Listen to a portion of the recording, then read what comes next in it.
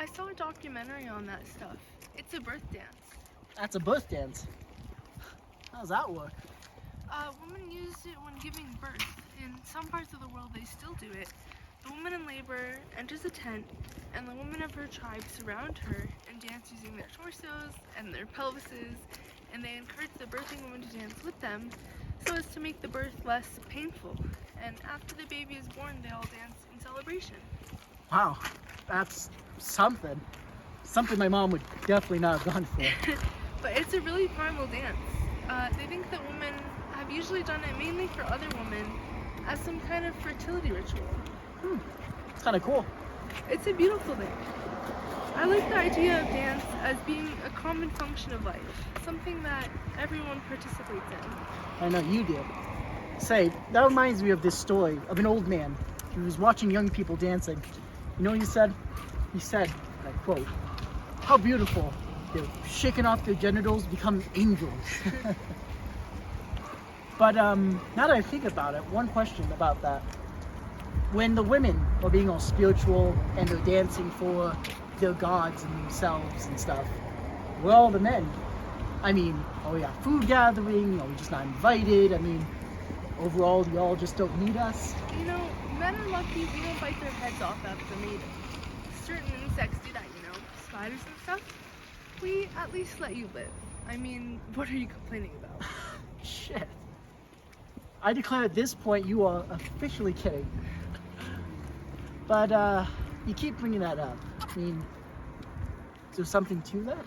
No. Okay, speaking seriously here, I mean, I feel this kind of pressure to be a strong and independent icon of womanhood and not have it look like my life is only revolving around some guy, but the love of a man and returning that love means a lot to me.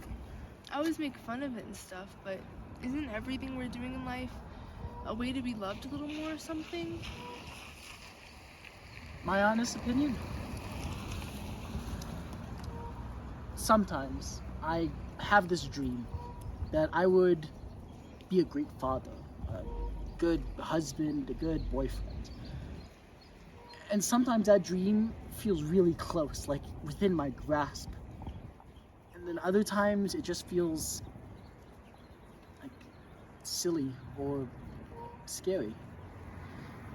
And don't get me wrong, I'm not trying to say that I'm unable to commit to anything, or I'm fearful of loving and caring for somebody else, because I can.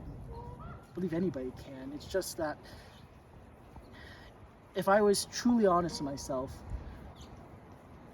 I think I'd rather die knowing that I was really good at something, like special or excelled in some way, than to have only just been in a really nice, caring relationship.